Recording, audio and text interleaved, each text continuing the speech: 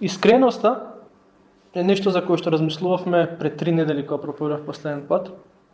И тоа што го зборевме минатиот пат, размислувавме во однос на тоа колку е важна искреноста во нашиот меѓусебен однос со Бог. Дека многу е подобро кога доаѓаме кај Бог и кога во нашето општење со Бог да бидеме искрени со Него во однос на тоа како се чувствуваме во моментот и како размислуваме. И патем кажуваме кога збориме за искреност и во однос на тоа искажување на чувства и на мисли, тоа не значи да живееме онакако што чувствата не водат во моментот. Тоа значи само искажување и процесирање на тие чувства, на тие мисли пред Бог. И да му дозволиме на Бог да каже неговата перспектива или неговата страна од таа ситуација за која што ние доаѓаме кај него. Ама ако сакаме да градиме добри меѓусебни односи, како со Бог, така и со луѓето, мора да научиме да практикуваме искреност. Сите вие знаете дека кога некој не е искрен кон вас, кога некој неколку пати не ви ја кажа вистината со тек на време, некако ви малце потешко да комуницирате со таа личност, бидејќи си викаш, ако отвори уста, што ќе каже? Дали ќе го каже тоа што на вистина е, тоа што на вистина се случило, или ќе ми прави филмови? И Бог не сака да му правиме филмови. Ако во нашето срце чувствуваме тага и разочараност во однос на било која ситуација во животот, јас според тоа што го гледам во Библијата, како што ја читам и разбирам Библијата, верувам дека Бог сака да дојдеме кај него и да му кажеме тоа. Целите псалми, не сите псалми, но голем дел од псалмите се токму тоа. Псалмистот доаѓа кај Бог и вика: Господе, еве што е на моето срце. И без искреност е многу тешко да се поврзаме со Бог, а исто така без искреност е многу тешко да се поврзаме со луѓето околу нас. Бидејќи нашето општење со Бог е оној вертикален однос, а исто така секој од нас има хоризонтални меѓусебни односи. Сите ние припаѓаме на црква, припаѓаме на одредени семејства, работиме некаде, се дружиме со одредени луѓе и тие хоризонтални односи кои што ги имаме, и тој вертикален однос треба да има влијание на тие хоризонтални односи. Патем кажуваме, тоа е крстот. Дека крстот не помирува со Бог вертикално, има една линија, вертикална линија, а исто така има хоризонтална линија, дека влие на начин на кој што се поврзуваме со луѓето. И денес ќе продолжиме да размислуваме за искреноста како тема, ама денес ќе збориме за искреност помеѓу самите нас. Искреност во контекстот на црквата помеѓу луѓето. И бидејќи како што реков претходно, јас верувам дека искреноста кон Бог треба да биде основа на некој начин за искреноста кон луѓето. Ова место, оваа црква, треба да биде место, не викам дека некој од вас може да рече не, ама треба да се стремиме кон тоа да биде место каде што луѓето ќе може да бидат искрени во однос на тоа што им се случува во животот и како се чувствуваат, како размислуваат. Ова место не треба да биде место каде што ако некој изуцне и каже нешто кое што е сомнеш или прашање кое што ќе биде како можеш така да зборуваш. Туку да биде место каде што ако сме духовно семејство, во едно семејство секој треба да биде слободен да каже тоа што го мисли во моментот. Не е неопходно тоа што ќе го мисли е правилно или е вистинито, ама сепак треба луѓето да имаат таа основа за другите да може да ги подкрепат, да ги поучат и за да може сите да растеме напред во духовноста. И кога зборуваме за искреноста, од една страна имаме искреноста како една доблест на која што Библијата не повикува, и патем кажано во Библијата нема директен стих што пишува бидете искрени кон Бог или пак бидете искрени едни кон други. Ама ако земеме да читаме меѓу редови, ќе сватиме дека токму тоа на тоа не повикува Библијата. Во грчката култура пред 2000 повеќе од 2000 години, во тоа време имало театри, имало драми и така натаму, имало актери.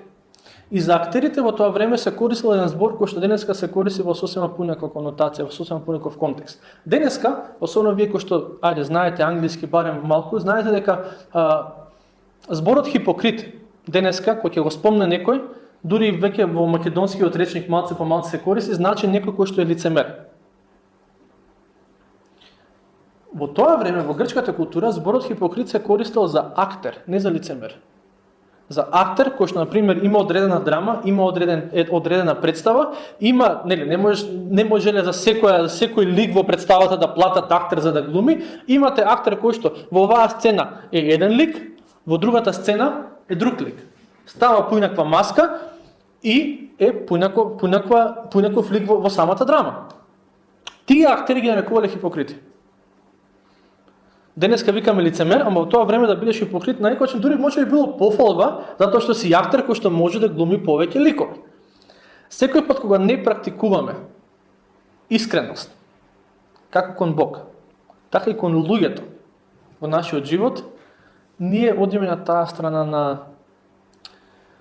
лицемерие. Е тежок збор, ама е така што е. Диагнозата е таква каква што е. Подобро да знаеме отколку да си ги искокоткаме ушињата.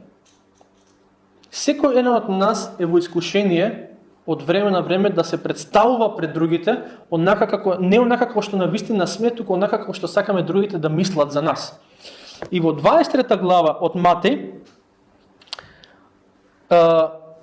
во 13 стих, всушност 23 глава од Матеј е оној дел од Евангелието според Матеј, каде што Господ Исус Христос им се обраќа на фарисеите. И вие што сте го читале, претпоставам повеќето сите од вас сте го читале Новиот Завет, знаете дека неретко Господ Исус Христос имал некои конфронтации со фарисеите, затоа што не затоа што им го мислел лошо, не затоа што сакал да ги критикува, туку затоа што сакал да се вратат на правиот пат. Иако некој пат неговите зборови ни изгледа дека биле доста остри, ама за нив Бог ги знаел нивните срца и знаел дека ако нешто ќе функционира, ќе запали кај нив, ќе биде токму тоа. И во 23 глава, целата глава, Господ Исус Христос им зборува на фарисеите, им кажува каде грешеле.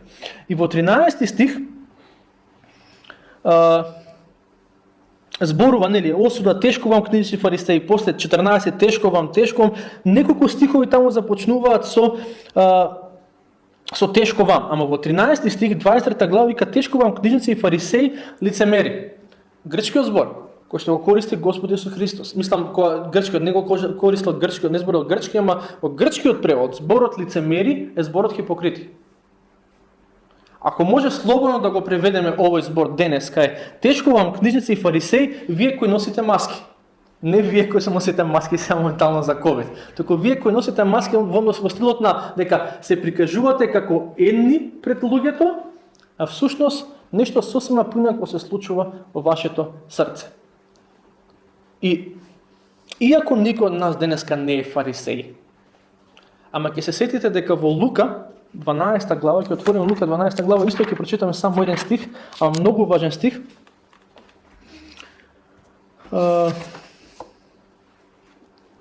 12 глава, први стих. Господ Исус Христос им вика на своите ученици: пазете се од квасот фарисејски, односно од лицемерието. Пазите се од тоа да се представувате пред другите луѓе тоа што реално гледано не сте. И пак ќе речам, иако никој од нас не е денеска фарисеј, ама секој еден од нас денеска треба да се пази од фарисејскиот квас. Ова предупредување кој што Господ Исус Христос им го дал на неговите ученици, на учениците во првиот век, важи и за учениците на Исус Христос во 21 век. Повикот на Бог денеска е: пазете се да не бидете луѓе кои што се прикажуваат едно пред другите, а всушност во себе се нешто поинако. И секој еден од нас ќе биде склон кон ова. Секој еден од нас ќе биде склон кон тоа да ставиме одредена маска. Пак речам, не зборам за овие ковид маски, иако фала на Господ некои земји веќе ги тргаат, се надевам наскоро ќе дојде кај што ќе ги тргаме ние, ама секој еден од нас ќе биде склон од време на време да биде на некој начин неискрен кон другите. Ајде да не кажем лицемер, ама да биде неискрен кон другите. Пазете се од квасот на фарисеите. Сега, кога зборуваме во однос на неискреноста и како да дефинираме што тоа значи во пракса, мислам дека добро ќе биде да се вратиме кај фарисеите во Новиот Завет. Една многу важна работа во однос на фарисеите е тоа што многу често кога се зборува за нив ги критикуваме, затоа што Господ Исус Христос ги критикувал. Не можеме да побегнеме од тоа. Арнама фарисеите примале доста добри страни, не биле толку лоши како што мислиме дека биле лоши. Тие биле луѓе кои што Павле минатата недела мислам дека зборуваше за фарисеите покрај другот, нели за Никодим проповедта беше. Ама тие биле луѓе кои што сакале да го спознаат законот, кои што сакале да му служат на својот народ со тоа што рекле: луѓе, гледате низ векови колку робства трпевме заради тоа што избегавме од Бог. Дајте да се вратиме на законот, за веќе да не ни се случуваат сите трагедии што ни се случувале низ годините, низ вековите. Арно ама, како и сите други луѓе, Фарисеите биле грешни луѓе, како јас и ти биле грешни луѓе. Имале грешни мисли, грешни начини на однесување и така натаму. Проблемот со нив не бил само гревот, туку тоа што се обидувале да го прикријат гревот. Тоа што кога ќе излезеле надвор, кај помеѓу луѓето, на улиците, на пазарите, тие биле едни луѓе, а Господ Исус Христос им вели, вие всушност сте малку поинакви од тоа што го прикажувате пред другите. Матеј 23 глава, повторно, таа глава каде што им вика тешко вам и така натаму, во 20 стих, вика тешко вам книжници и фарисеи лицемери, зашто многу личите на варосани гробови, што однадвор изгледаат убаво, а внатре се полни со мртовечки коски и секаква нечистотија. Доста остри зборови. Поентата е следнава. Се правите духовни пред другите луѓе, а не сте толку духовни како што се правите пред другите луѓе. Ги критикувате тие што не се на тоа духовно ниво како што сте вие, освари самите вие не сте таму, ама им набивате вина на другите луѓе. И повторно, ова е нешто кое што кога ќе збориме во однос на сите овие работи, кога збориме во однос на искреноста, во однос на лицемерието и така натаму, не е поентата ние сега тука да дојдеме во недела сабале во 11 сати да се набиваме вина зашто некој пат се однесуваме така. Поентата е дека сите овие работи за кои што зборуваме, кои што ќе размислуваме, се работи кои што Бог на некој начин како да ни вели во неговиот збор, не сакам да живееш на тој начин. Затоа што имам многу големи придобивки во искреноста. Во искреноста кон Бог, има многу големи придобивки во искреноста кон другите луѓе кои што Бог ни ги дал околу нас. Сега, на кои начини таа неискреност, ако може да речеме духовна неискреност, бидејќи се однесува на духовниот живот, на тоа што се случува во нас, во нашата душа, во нашиот дух, во нашето срце. На кој начин духовната неискреност, ако може така да наречеме, се пројавува во нашите животи? Кај фарисеите било следново: јас немам проблем со гревот. Јас знам повеќе од другите, јас живеам посвето од другите, и кога ќе зборуваме за гревот на другите луѓе, не за мојот грев. Кога ќе видите човек, христијанин, брат, сестра, во верата, кој што никој пат не го спомнува својот грев, а секој пат зборува за тугите гревови, пред себе имате човек кој што не е целосно искрен. Не викам дека сега искреноста е сега ќе земеме и само линчување, ќе се тепаме со стап пред сите за да не видат колку сме грешни. Не зборам за тоа. Ама некој пат и ние ќе бидеме во искушение да бидеме да зборуваме за тугите гревови, а не некој пат да речеме јас сум слаб во ова. Јас грешив во ова, јас се сомневам во ова, јас имам страх во однос на оваа ситуација, јас паничам во однос на оваа ситуација, јас сум разочаран во однос на оваа ситуација и така натаму. Фарисеите биле луѓе кои што не сакале да покажат слабост пред другите. Иако самите биле слаби, иако самите биле грешни, иако самите имали искушенија. И кога се обидуваме пред другите се покажеме дека ние немаме проблем со тоа со кој што другите се мачат, Господ Исус Христос им вика на фарисеите: верувам и нас денес, дајте бидете малце реални. Бидете малце реални и признате дека да, и јас сум во ова заедно со тебе. Знаете колку е полесно кога се бори со нешто и кога некој ќе ти каже и јас се борам со таа работа. Знаеш дека не си сам. Некој пат кога се бориме со некои искушенија, со некои мисли, со некои чувства во животот, си викаме: добро бе, што е, до мене ли е проблемот во оваа ситуација? И кога некој ќе ти рече: и јас се борам со истото, и си викаш: добре, не сум сам. И не е добро ќе си продолжам така, туку има со кого да се бориме во оваа ситуација. И тоа е мислам, црквата треба да биде такво место каде што луѓето ќе речат: јас го имам проблем, и некој друг ќе рече: и јас го имам тој проблем. Или го имав тој проблем. Некој пат кога не сме искрени кон луѓето и кога не им кажуваме, не викам дека сега дека пред сите треба се отворите, ама кога имаш некој во црквата со кој што си близо, пред кој што се отвараш, знаеш колку може да значи тоа кога тој ќе ти рече: и јас го имав тоа, го поминав тоа, да ти кажам како ти да го поминеш тоа? Една од причините зошто не сакаме другите да ги знаат нашите слабости, затоа што мислиме дека ќе го сменат мислењето за нас.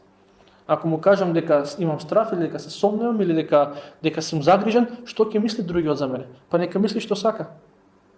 Ако ми е близок, ќе ме свати. Ако не ми е близок, ќе треба да се најдам некој пред кој што можам да бидам толку отворен. Ама тоа е една од начините на кој што таа неискреност се пројавува некој пат кај нас. Не сакаме да покажеме слабост. Некој пат се случува некој да не праша во црква, мислам, обично најчесто кога се гледаме во црква или кога се слушаме што и да се вика, се прашуваме како си. Многу нормален мовет. Како си? И некој пат поради X причини нема да бидеме баш добро. Сите си знаете што ви се случува дома и некој пат денот не ти и тоа не е денот таков како што би сакало да биде. Неискреноста се пројавува кога ќе те праша некој како си и рече супер, фала на Господ. Не е вистина тоа. Тоа е она алелуја маска. Ајде така како може да наречеме. Алелуја, добар си или добра си. И прашањето дали стварно. Дали стварно. Или го кажеш тоа затоа што не сакаш другите да го смени мислењето, рече, види го, ој се жали, нема е добро, или се жали, не е добро. Ако другиот го каже тоа, проблемот не е во тебе, проблемот е во другиот. Затоа што другиот нема сочувство за тоа низ кое што минуваш во моментот. И пред некој време гледав една стендап комедија, имаше таму еден човек кој што мисля дека беше христијанин беше. И он викаше, сум одел низ многу барови, сум одел низ многу кафичи, нели, кај што имаат, низ многу места кај што имаат такви стендап комедии, вика, низ многу места сум поминал и ќе ви кажам една работа. Црквата е местото кај што најмногу се лаже. И не го кажуваше тоа како да им даде повод на неверниците, да речат, црквата, туку едноставно викаше, би сакал црквата да биде место каде што повеќе се зборува вистината. Кога ќе те праша некој како си, да можам да кажам тешко ми, да можам да кажам моли се за мене, да можам да кажам еве што ме мачи. Не треба црква да биде така. Црква треба да е место каде што луѓето ќе може да бидат искрени и отворени. Не дека е лошо човек да го слави Бог тогаш кога му е тешко. Таман работа. Добро е. И дури псалмите не повикуваат на тоа, и Библијата не повикува на тоа. Ама и за твоето духовно здравје, и за духовното здравје на црквата. Ако ти е тешко, многу подобро ќе биде да кажеш тешко ми е, ама слава на Бог што ме крепи, отколку слава на Бог супер ми е. Ако кажам слава на Бог супер ми е, другиот не знае ништо минувам. Ако не знае другиот ништо минувам, како да очекувам неговата поддршка, неговата молитвена поддршка, неговиот совет, тоа да биде тука со мене, тоа да разговара тука со мене. Ако јас кажам супер сум фала на Бог, ама душата ми плаче, ништо и да минувам, ќе минувам сам. Во Римјаните 12 глава 15 стих, апостолот Павле им пиша на црквата и пиша на црквата Рим, плачете со оние кои што плачат, радувајте се со оние кои што се радуваат. Многу познат стих. Тоа е повик на живот, на споделување на животот, на живот во сочувство, едни кон други, за тоа што ни се случува. А не ќе се радуваме ако ти е супер. Сподели го тоа. Ако не е добро, ајде ќе тажиме заедно, ајде ќе молиме заедно, ајде ќе бараме заедно. Ама прашањето е како ја да очекувам другите да плачат со мене кога не ни знаат дека плачат. Кога не ги виделе моите солзи. Не рекам дека сега ќе треба да застанам тука да редам пред сите, ама некој пат дури ако ми е тешко, ако треба и тоа ќе го направам. Ако сум на таа ситуација. Ама не можеме да градиме сочувство во црквата ако нема искреност. Едни кон други да се споделуваме тоа што ни се случува. И има еден автор кој што вели дека кога се обидуваме да растеме, духовно да растеме, и без при тоа да бидеме отворени кон другите луѓе, ние некој не се обидуваме да растеме во мрак и во темнина. Сега, не мора да бидеме експерти по одгледување на растенија, за да знаеме сите дека растение не може да расте во мрак или во темнина. Ако сакаме растение да расте, ќе мора да му даеме дневна светлина, ќе мора да му даеме сончева светлина. Исто е со христијанинот. Христијанинот не може да расте тогаш кога е изолиран од другите. Тогаш изолиран не физички, ова не е за физичка изолираност. Човек може да биде секоја недела во црква и да биде изолиран од црквата. Зошто? Затоа што доаѓа, се појавува, со телото е тука. Ама сумот и со срцето не е помеѓу браќата и помеѓу сестрите. Не го споделува животот. И тоа е оно кое што непријателот го сака. Ако непријателот може да не натера да живееме така, дури да се на сатаната не му смета кога доаѓаме во црква. Се додека доаѓаме и сме исклучени од црквата. Се додека доаѓаме, си седиме, си пратиме славење, проповед, и се вратам дома, исто. Си страдам, ама ќе си го чувам јас тоа за мене. Непријателот наши души сака да живееме така, зошто бидејќи се додека сме сами, многу ќе ни биде тешко да растеме.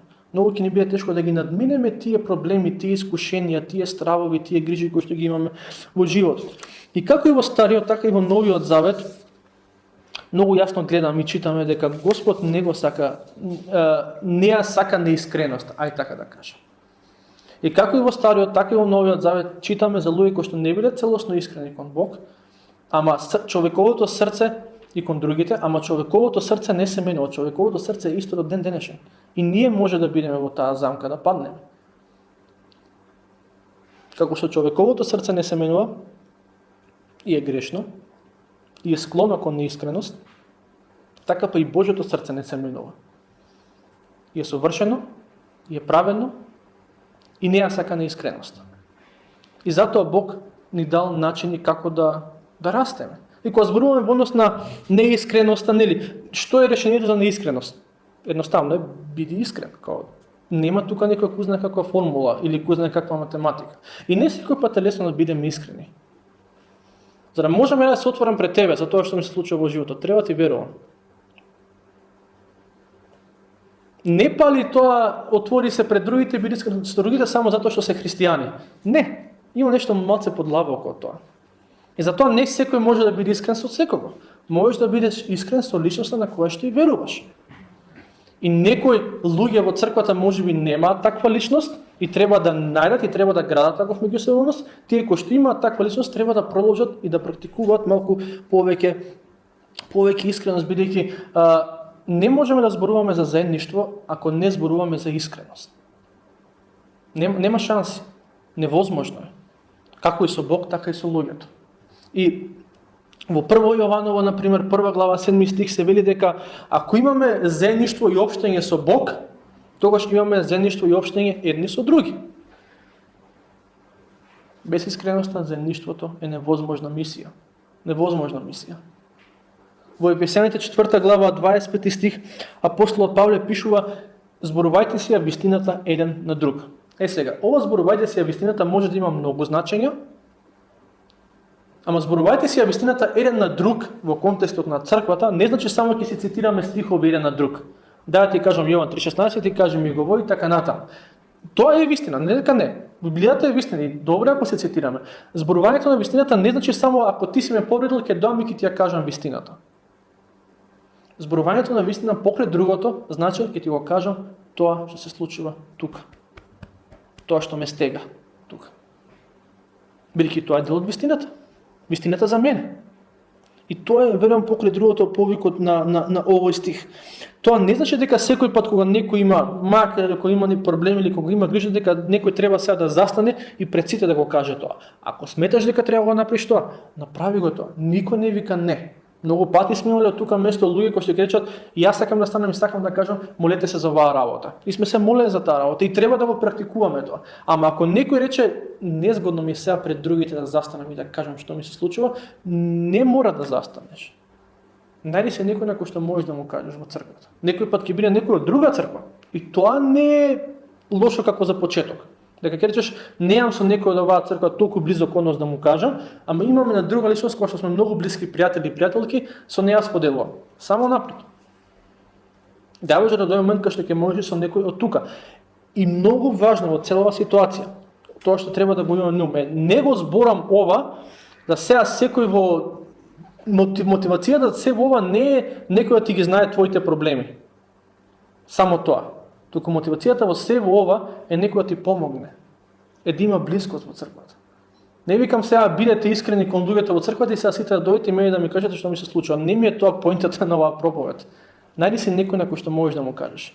Најди си некој кој што може да се моли за тебе. Кој што може да споделиш и ќе речеш: не го носам товарот сам, бидејќи Библијата, нели, апостол Павле вика: вие кои што сте појаките, носите го товарот на тие кои што се послаби.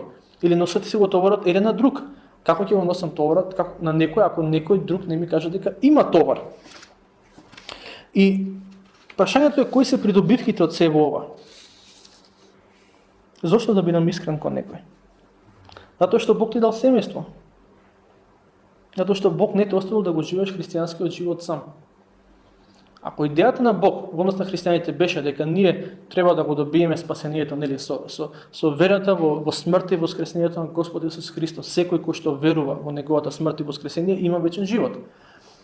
Ако идејата на Бог беше дека кога ќе се случи тоа, ќе добиеме простување на гревовите и ние ќе треба да живееме сами, црквата немаше да постои. Туку ќе си имаше поединци кои што дома си седат во куќа и така си тераат и еден ден ќе бидат на небо. Ама Божиот дизајн за христијанинот е, ако сака да христијанинот да напредува, треба да биде дел од црквата. И кога ќе биде дел од црквата, покрај другото да се биде дел од црквата, значи тоа, да споделувам живот заедно со луѓето во црквата. Да си помагаме тогаш кога ни е тешко. И затоа нема потреба за носење маски пред другите. Малце по малце ќе треба да се навикнуваме да тие алелуја маска или добро со маска, супер ми, или немам проблеми со гревот со маска, тие маски ќе треба да ги тргаме и да речеме, еве кој сум. И мислам дека Божјата љубов треба да не ослободи за ова да го правиме, затоа што види Бог веќе те сака. Тако како што си, такво како што си. Бог веќе ме сака тако како што сум. Немам потреба ја да си прикажувам дека сум нешто повеќе, бидејќи Бог веќе ме знае. Затоа можам и пред другите да бидам слободен.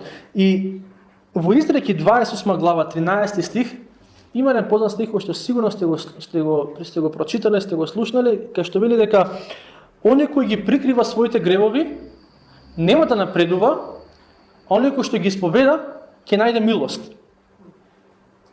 Оној кој што ги прикрива своите гревови нема да напредува, а оној кој што ги исповеда ќе најде милост. Идејата на ова е најпрво да се однесува на Бог, дека кога ги криеме своите гревови и се правиме добри пред Бог, ќе си тапкаме место во нас на духовниот живот. Ама ако ќе ги кажеме пред Него, Бог ни покажува милост. Сега, ако имаш некој на кој што му веруваш и дури и гревот го откриеш пред Него, Бог може да ти покаже милост преку таа личност. Не река таа личност ќе има сила да ослободи од гревот и така натаму. Ама таа личност ќе биде тука за тебе. Милост не е само Бог ми прости. Божјата милост треба да гледаме и во Бог ми брати и сестри и разговаравме и сега ми е полесно.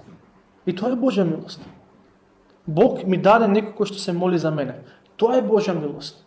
Бог ми даде некој кој што ме прашува како сум затоа што знае дека ми е тешко. И тоа е Божја милост.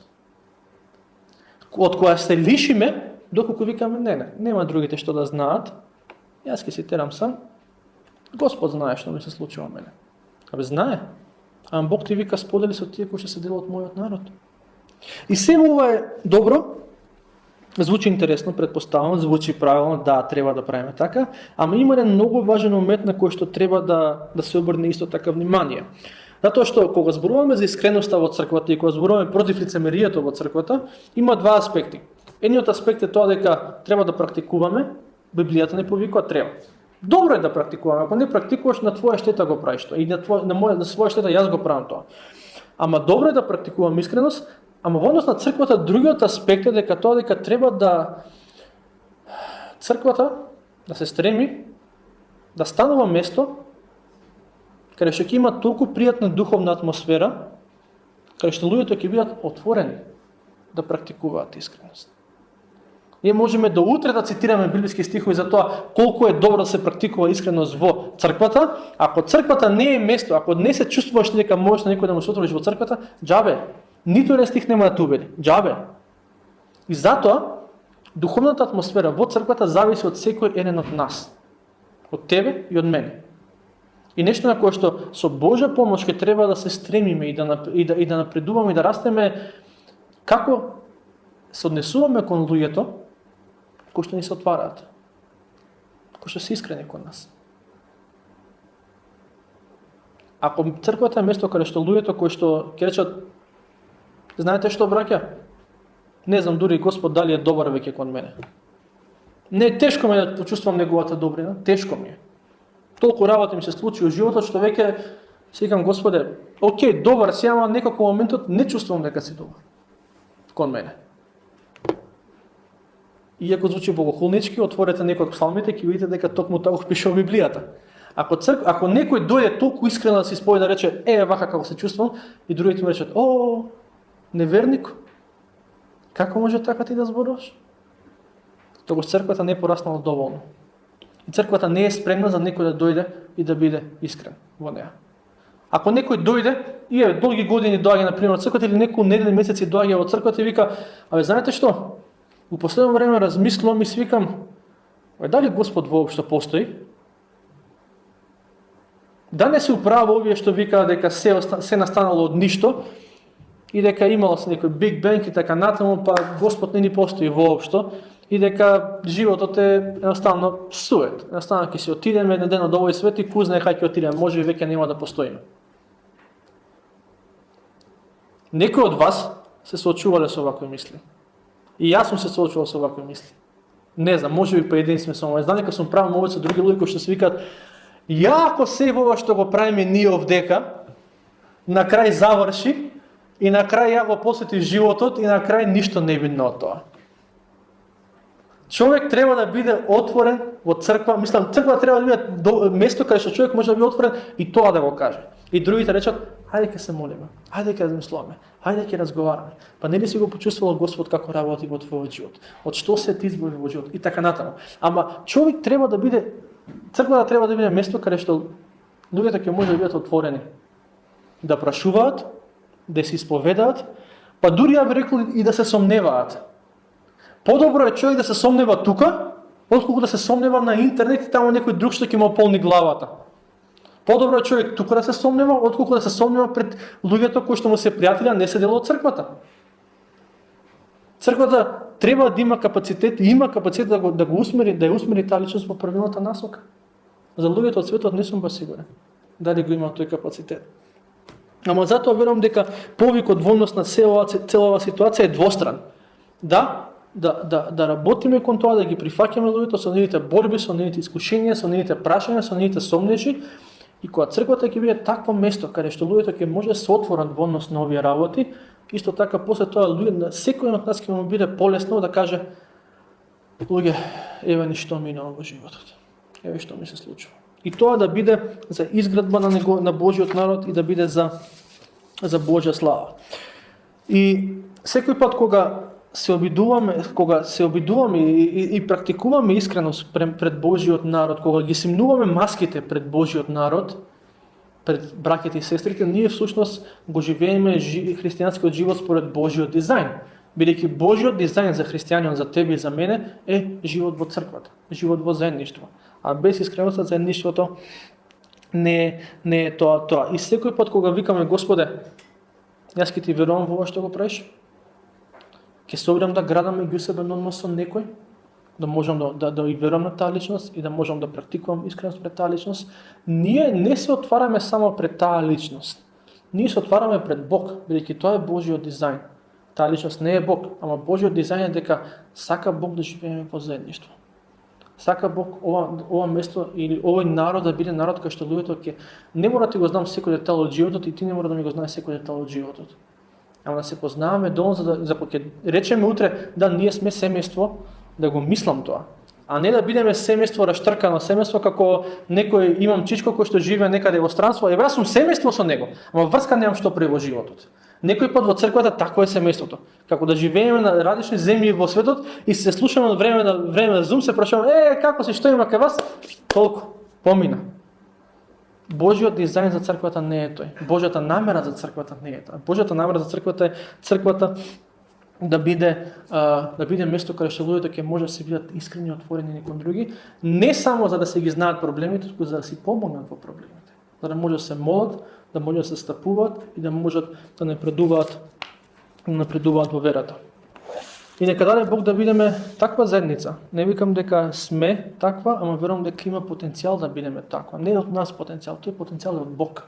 Од тоа што Бог действува во нас и сигурно верувам дека има луѓе кои што се ги чувствувате блиски и сте искрени кон нив, ама секој пат верувам дека може да се напредува повеќе во однос на овој аспект. И повторно, целта е напредок на Божиот народ и слава на Божјото име.